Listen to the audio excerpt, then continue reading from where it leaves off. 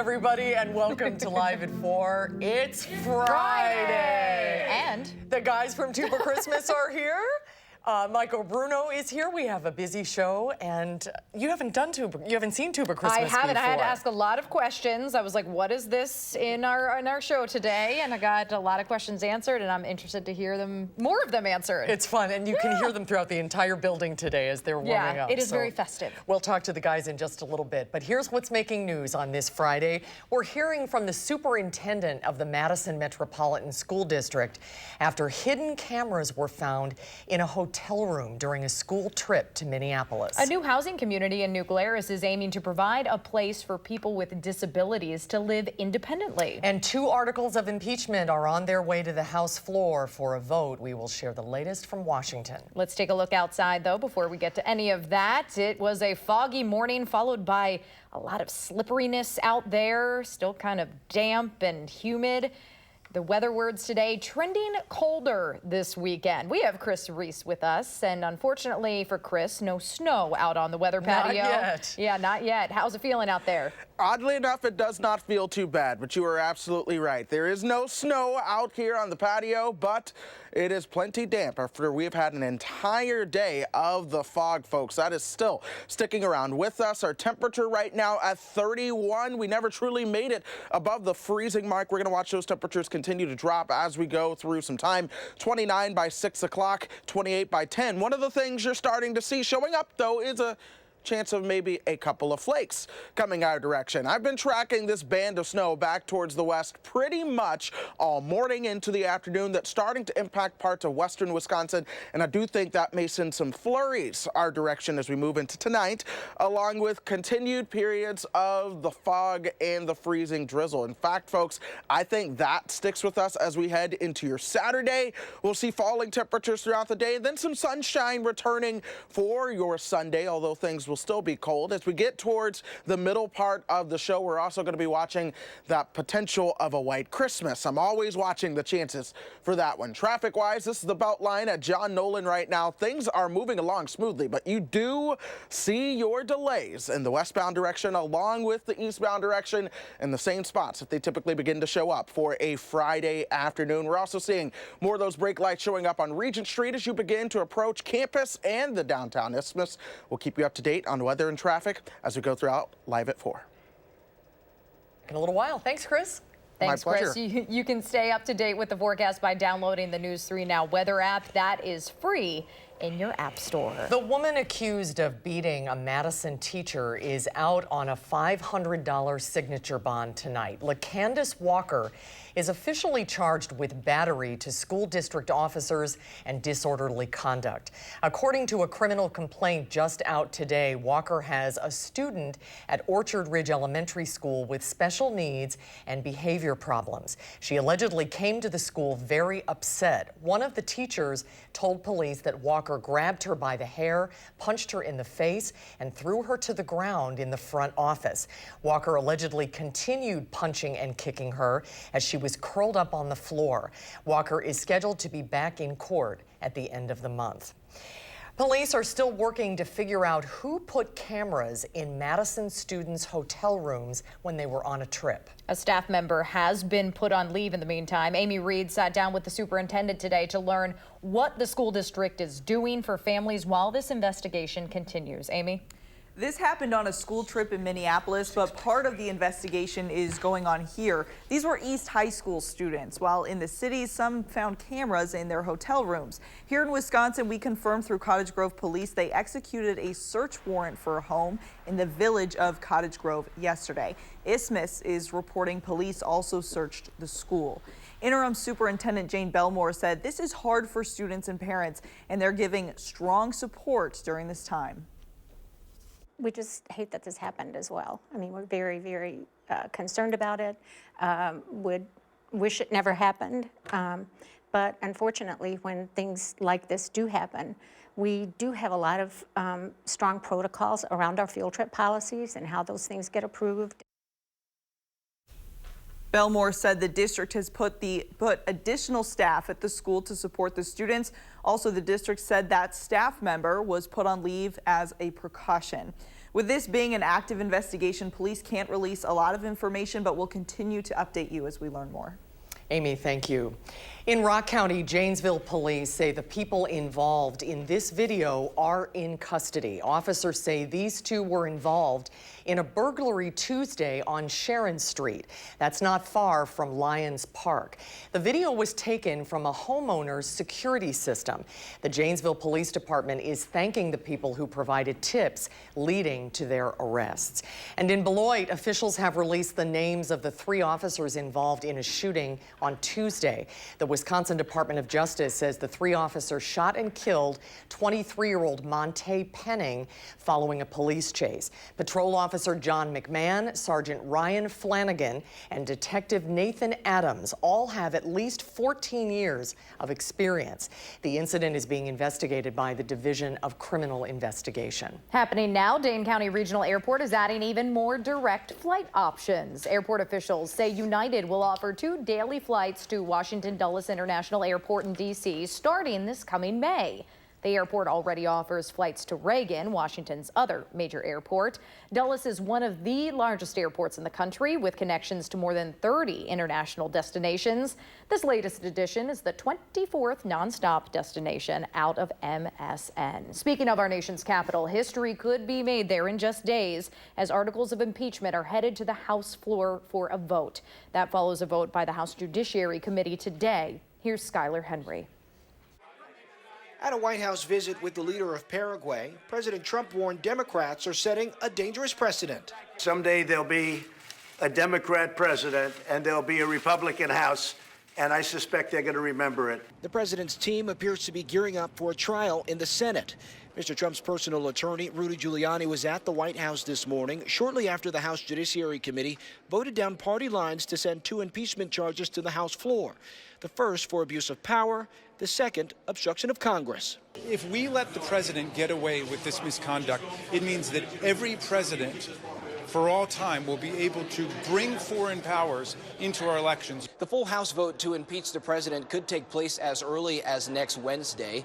Democratic House leaders expect a few defections from moderate members in vulnerable swing districts, but they expect they have the votes they need to pass. If that happens, it'll go to the Senate for a trial early next year. On Fox News last night, Senate Majority Leader Mitch McConnell said there's 0 chance the president will be removed from office. And everything I do during this, I'm coordinating with White House counsel. There will be no difference between the president's position and our position as to how to handle this. Democrats, including Congresswoman Pramila Jayapal, pushed back on Republicans' plans, urging Americans to call their senators and demand a fair trial. Not a fixed trial where the foreman of the jury, Mitch McConnell, the guy that decides all the rules, is actually going to coordinate with the defendant. President Trump has said he wants to call witnesses in the trial, but Republicans are split on whether that's a good idea. Skylar Henry, CBS News, Capitol Hill. Now, on the topic of coordination, today Senate Majority Leader Mitch McConnell said Democrats in the Senate coordinated with President Clinton during his impeachment trial. Locally, Republican Representative Brian Stile from Janesville released a statement this afternoon regarding this process, saying in part, quote, "The impeachment inquiry has divided the country and jeopardized Congress's ability to focus on the real issues impacting Americans." Of course, Nora O'Donnell will have the latest on the impeachment inquiry during the CBS Evening News coming up at 5:30. New York City police have arrested a 13-year-old boy in the murder of a freshman student at Barnard University. The victim is 18-year-old Tessa Majors. She was stabbed several times by 1 to 3 people after a struggle in a park that is a popular thoroughfare for students at the Women's College, which is affiliated with Columbia University. Majors staggered onto the street where a school security guard eventually saw her and called 911, but she later died at the hospital. The NYPD says all hands are on deck to solve this crime. Ground has officially been broken on a residential community in New Glarus built with individuals with special needs in mind. Amanda Quintana is here with more on what that means for families living nearby. Amanda? This all started with a group of parents who were concerned about the futures of their children with developmental and other disabilities and what their lives would look like as adults. 6 years ago, they built the nonprofit Home of Our Own and made it their mission to build a complex where people with disabilities could live on their own, alongside others. The 40-unit development will have 10 units set aside for people with disabilities. The others will be available for anyone else looking for affordable housing. The organization says places like this don't exist outside of big cities. The only options are to live with your parents or in a group home. It's going to provide the same thing that anybody else wants in life and that anybody else deserves, and that's the ability to be independent, to not have to live with mom and dad when they're still in their late 20s and 30s and 40s. And also, let's face it, mom and dad aren't going to be around forever. Marianne is hopeful her 26-year-old daughter with disabilities will be able to move in when the complex is done about a year from now. There will be community spaces, but each unit will have a typical apartment structure, so everyone will live independently, unlike a group home setting. How exciting for those families. That's really great. All right, thank you, Amanda. Thank you, Amanda. When we come back, it is the annual sound of the holiday horns. Once again, time for Tuba Christmas. We will meet the men behind the music and find out how you can join in on the fun when Live at 4 continues.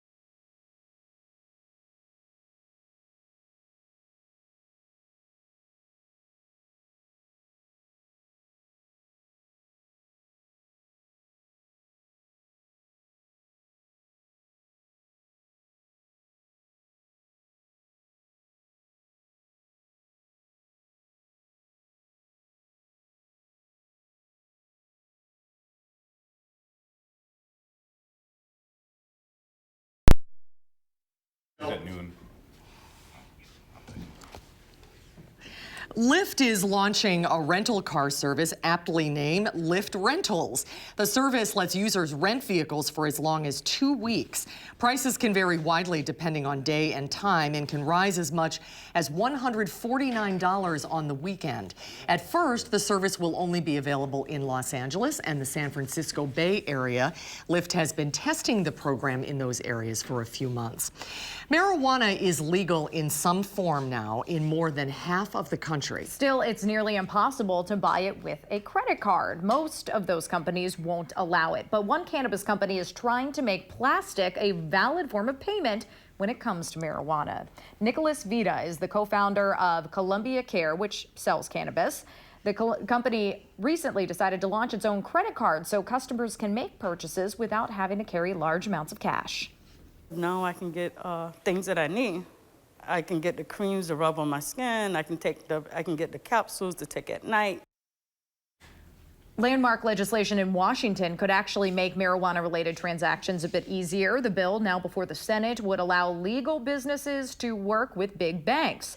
If passed, the credit cards most people carry could be used to buy marijuana products. Interesting stuff. All right, you've had a few chances to hear them throughout the show already. But now let's hear from the men behind the tubas themselves. Tuba Christmas is back on Live at 4. Hi, guys. Steve Tweed and the guys are back this year. We love this tradition. How many years have we been doing this? At least 10, if not more. I think so too. I think so too. So tell us a little bit about Tuba Christmas for people who may not be familiar with it. Tuba Christmas started in 1974 by Harvey Phillips. It was a celebration, for the low brass to play the melody in the Christmas carols. So, and this is my 18th year for doing it in Madison, in the Capitol. Last year we had almost 200 participants. This year we're hoping for more than that. So, starts at noon tomorrow is registration at the First United Methodist Church at 203 Wisconsin Avenue. Rehearsals at 1 o'clock. And then the concert is in the Capitol at 2:30. See, this is the fun thing. If you have a tuba or a euphonium, you can... Anybody can come play. Come to the practice and then set up in the Capitol Rotunda and play Christmas music. We'll have people from age from like 7 up to 87. Wow, that's so neat. Yeah. For those of us who are less, how do I put this, musically inclined, how big of a deal is it for the tuba to be playing the melody in these songs? It's pretty cool. We don't get to do it a lot, so it's pretty cool to have all of us do the melody of all these Christmas carols. Which is a euphonium and which is a tuba? Which can you show me? This is a tuba. Okay. And Don's over there is a euphonium. And what's the difference? The length of the tubing. Mine's twice the length of that. So, and is the sound completely different too? A little bit. They're both conical, so you get a nice warm sound. Okay. But, oh, that's great. What's had you playing tuba for so long? How long have I been playing? Or just what has you playing still? I mean, this is something that's been going on. I just love playing it, and my mother was a band director, so that's there you go. She's very proud of you. All right, well, let's stop talking and start listening. Let's remind everybody, Tuba Christmas is tomorrow at 2:30 in the Capitol Rotunda, the Wisconsin State Capitol. Grab your tuba or euphonium, go to the practice beforehand, and then the concert will start in the afternoon. Guys, take it away. All right.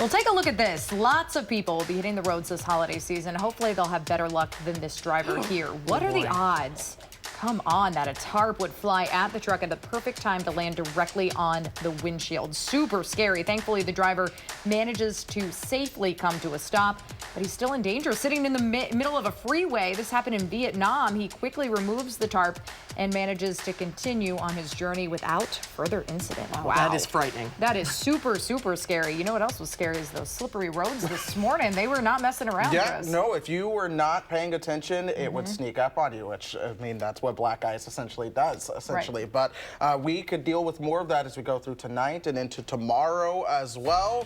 And then, of course, I'm watching to see if we have any snow chances leading up until Christmas because a lot of folks travel. So that full forecast is coming up in just a bit.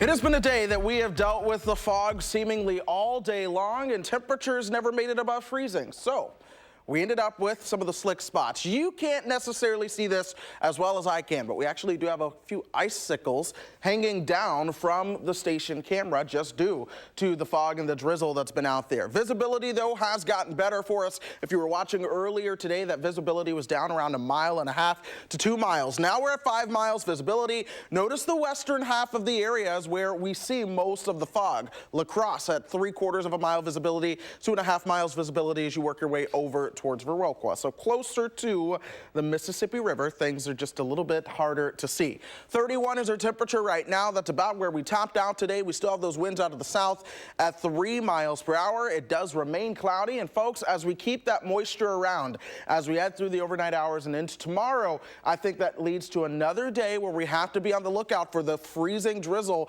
and the patchy slick spots. We'll also see falling temperatures and then some sunshine that returns as we move into Sunday. I also think we could see a few snowflakes as we head into tonight. I've been watching this band move into western Wisconsin. This is actually part of why the visibility is lower as you work your way back towards the west. Over the past 6 hours, this band has gotten closer to us.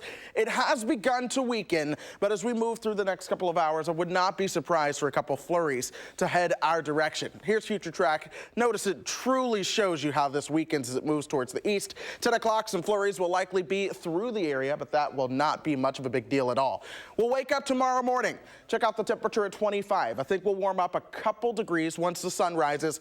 By 9 o'clock, the temperatures will be at 28. Pay attention to what's happening towards the north and west. I think cooler air moves in as we go throughout the day tomorrow. By 5 o'clock, we'll be at 23. So we're cooling down as we go through your Saturday all the way down. Once those clouds begin to move out as we move into Saturday night, early Sunday, we'll see those temperatures as cold as 12. And then we will stay in the 20s as we move into Sunday afternoon, 23 by 3 o'clock on Sunday. The next system begins to move our direction as we move into Monday. But I do think that this ends up staying to our south, and I unfortunately think this was our chance to see a white Christmas. It gets very close, but most of that snow should stay below the state line. That moves on towards the east. We'll see the sunshine returning as we get you through the middle of the week. Perhaps some clouds by Thursday, and then a chance for, get this, rain by the time we move towards the 20th. This is all a part of a pattern where I do think we'll begin to see some warmer air moving our direction, and that takes us up into the days right around Christmas. In fact, the Climate Prediction Center does have us outlined for warmer than average temperatures all the way through December 27th. In terms of precipitation, well, there's a small chance to be above normal when it comes to precipitation, but unfortunately, I just don't see too many snow chances. So normally, we have about a 60 to 75% chance of seeing a white Christmas. That's historically. This year, with everything that I've looked at, folks, I'm just not seeing it. So if you're dreaming of a white Christmas, keep dreaming. Those snow chances for Christmas are down to about 20% right now. What a fall from grace, because it was 60% earlier this week, but we have just seen a change in the weather pattern. In fact, let's show you that extended forecast, folks. Good news, plenty of sunshine. We'll see those temperatures in the 20s and 30s as we go through the next 10 days. And I'm keeping my fingers crossed that something comes our way. You know, we say this in weather all the time. 10 days is a long time. Yeah. And there is so much that can change in 10 days. But I'm not even seeing a signal for any other kind of snow event. So the best luck for us is if this storm just suddenly comes north, but I don't know if that's going to happen. Well, the snow would be so much better than the ice. Right. Yes, oh, yes. The icy stuff is snow, the worst. oddly enough, gives you more traction than the ice does, so we'll see. And how much snow did we get over Halloween? Oh, enough. I mean, we got 15 inches from October 28th through November 8th. Isn't Mother that Nature crazy? got it all out of her system. Come on. We'll see what happens. We're keeping our fingers crossed for you Yeah. because I know Chris is Big snow fan. Yes. I want a white Christmas. Never I seen do too. one. I We'll think see. you're not alone. Thanks, Chris. My pleasure. Thank you, Chris. News Free Now this morning. Over the weekend, we'll keep you updated on the weather. And then stay tuned for CBS Sunday Morning. Okay, Jane Pauley joins us now with a preview of what's coming up on CBS Sunday Morning. Happy holidays, Jane. And thank you, and hello, Susan. Well, this is the season we return again and again to beloved holiday classics. And while it sounds odd, there's a new one coming this year. Based on Little Women, the story loved by generations, this soon-to-be classic big-screen version with an all-star cast was written and directed by Greta Gerwig, who Rita Braver met up with at the actual home where author Louisa May Alcott wrote the original book. Here's a clip for you. I don't remember ever not knowing what Little Women was. It was read to me, and then I read it myself when I was old enough. Being here and actually being in the presence of her room and her books and her things and things she touched, it's incredibly meaningful. And it made me feel like I could make the movie. And when I say all-star cast, Susan, I'm talking about Meryl Streep, Laura Dern, Saoirse Ronan, and Emma Watson from the Harry Potter films. It's quite a crew. Yeah, one of my favorite books of all time. I cannot wait to see that. And it's hard to believe there's only 12 shopping days left until Christmas. So you're going to take a look at what package deliveries look like at this time of the year, right? Well, yeah, instead of Santa delivering all those packages to your door, someday soon it might be a robot. And for some, that day is already here, as we'll show in our cover story. We'll also go shopping with Jamie Nordstrom. Yes, his name is on all those department stores. And our annual visit from TechnoClaus, our own David Pogue with the hottest gadgets and gizmos of the holiday season. All that and a whole lot more coming up this Sunday morning. We'll see you then. We are looking forward to it. We will see you Sunday morning at 8. Jane, thanks so much. And thank you, Susan. Little holiday show this I know, Sunday. it looks like it. Santa and all, and robot deliverers. There you go. When we come back, it seems as though Wisconsinites feel about the same about impeachment than we did earlier this year. When we come back, the director of the Marquette Law School poll, Charles Franklin, is back with us. We're going to go in depth on the latest numbers in the poll. There he is. That's when Live at 4 continues.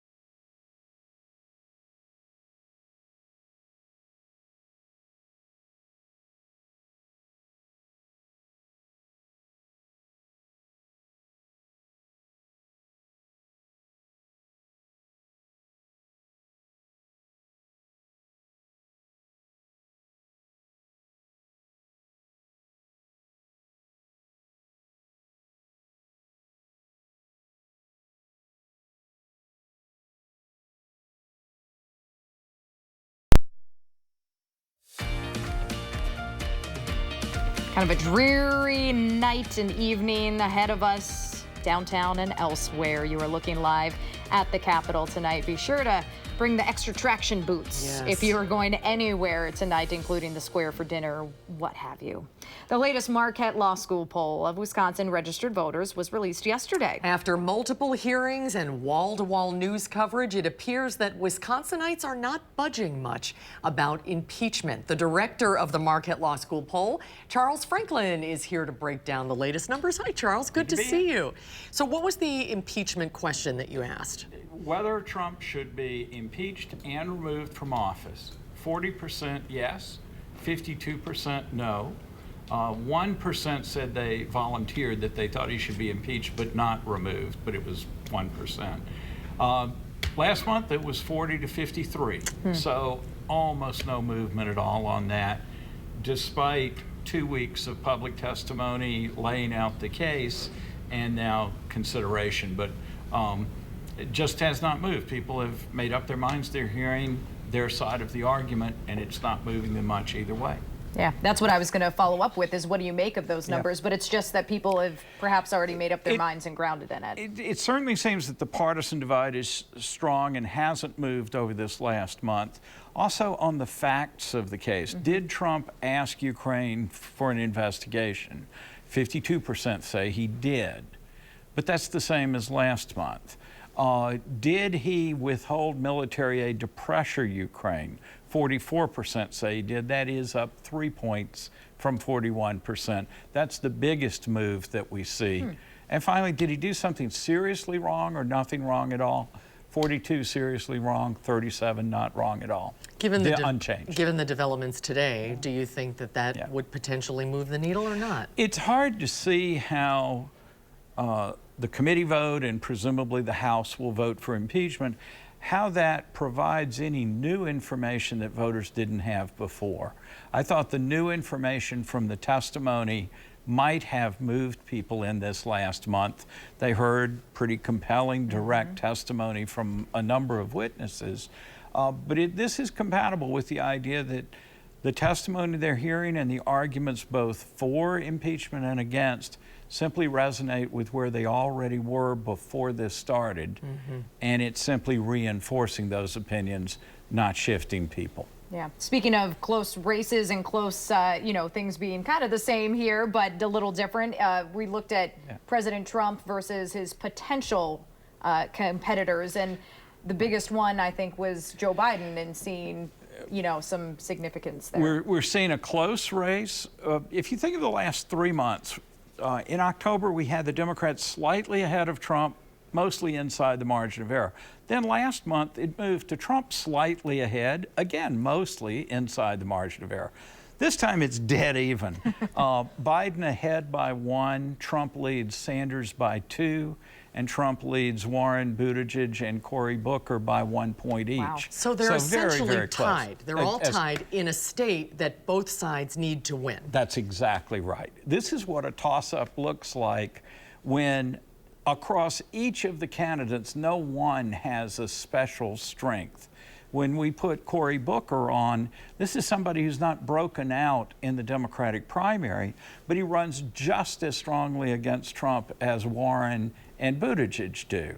This is two parties very aligned, very locked into their votes, and at least at the moment, the particular candidates don't make much difference. And in the primary, the Democratic choice is still Joe Biden. He's still polling on top. Biden is still in first place. He's fallen a little bit, but he's still in the low 20s instead of the mid to upper 20s, still first place, as he has been in all 4 of the times we've asked.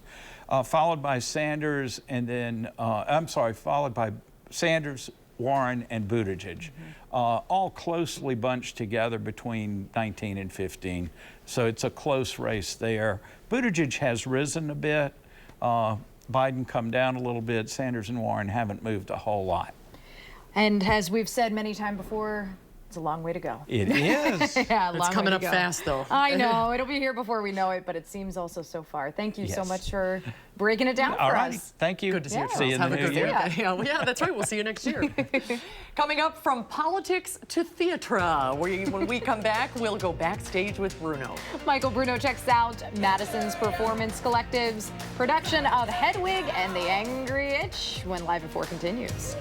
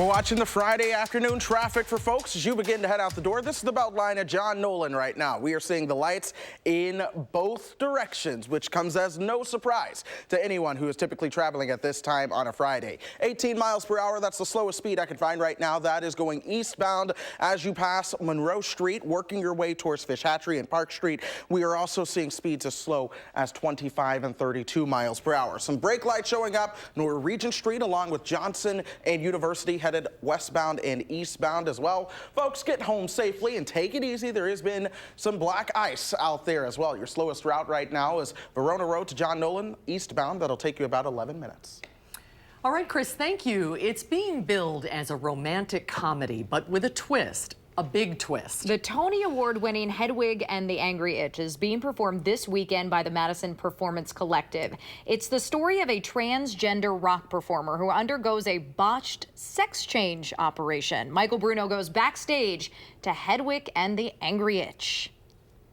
Ladies and gentlemen, whether you like it or not, Hedwig! Don't you know me? I'm the new Berlin Wall. I was born on the other side of the Tower of the I made it over the Great Divide, and now I'm coming for you. Hedwig is basically stalking her ex, who has become a very, very, very famous rock star, even though she wrote all the songs. So we find her on one night in New York City when her ex is performing a concert across the river at Giant Stadium. And together, no one's gonna tear us down. God, I wrote every song on that album. So Hedwig is largely it's a character piece. There is a story. It takes place over one night. Hedwig and her band, the Angry Inch, are traveling, following another performer named Tommy Gnosis across the country, sort of surreptitiously. And so this is sort of her answer to his, sold-out stadium show. She's working this crappy dive bar, doing the best she can. Put on some makeup and turn up the tape deck. I'm pulling the wig down on my head. So I play Yitzhak, which is Hedwig's husband. I escaped the Eastern Bloc by marrying Hedwig, and came over to the States, and used to be a performer myself.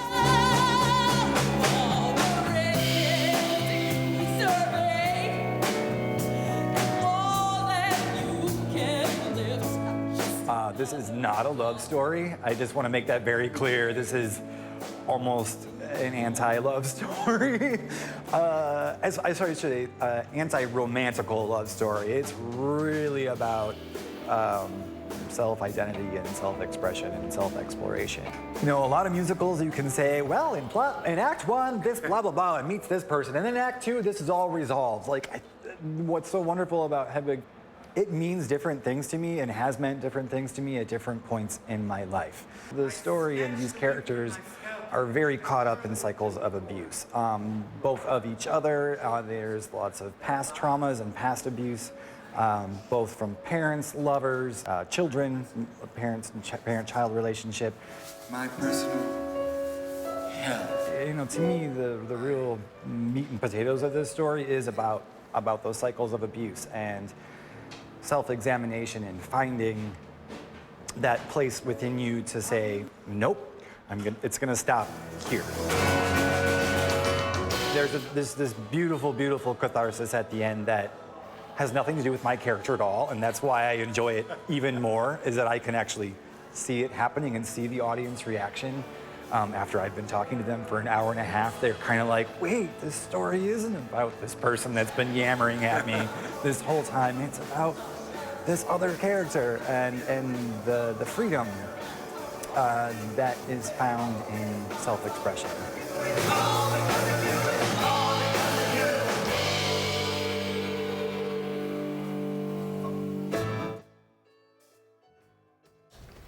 Wow. I know. That's got some power to it. It really does. It's a powerful, powerful show. It really, truly is. And it's on Broadway right now. It is. It has moved to Broadway. It started off being in the clubs, and then it moved to off-Broadway, and then many other people have done the role of Hedwig, including Neil Patrick Harris, kind of made it the most famous person to actually do it. And now it's actually moved to Broadway. And they're performing at the Crucible. Crucible is a wonderful, wonderful place. It's just a beautiful venue. Now it's kind of off Commercial Avenue, off of East Washington Avenue. Big, huge performance space, a lovely bar on the side.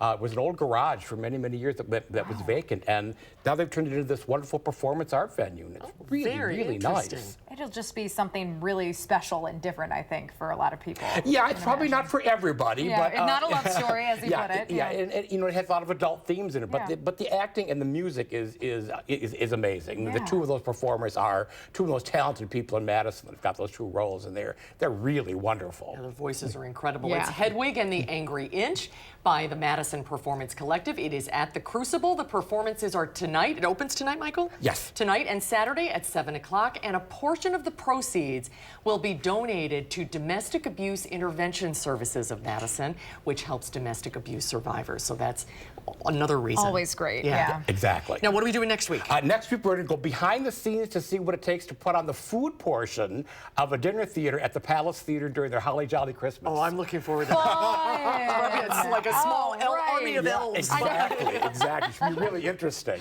All right, Michael, thank you. Have a good weekend. You too. We'll be right back.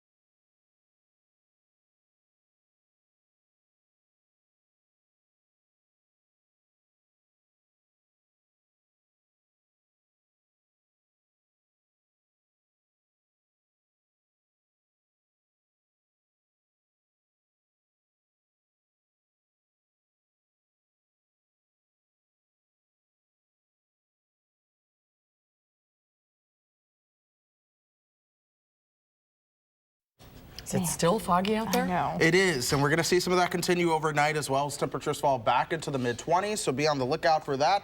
As we move into tomorrow, we'll see a high of 28 early. Temperatures fall throughout the day. All right, Chris, thank you. We'll be right back.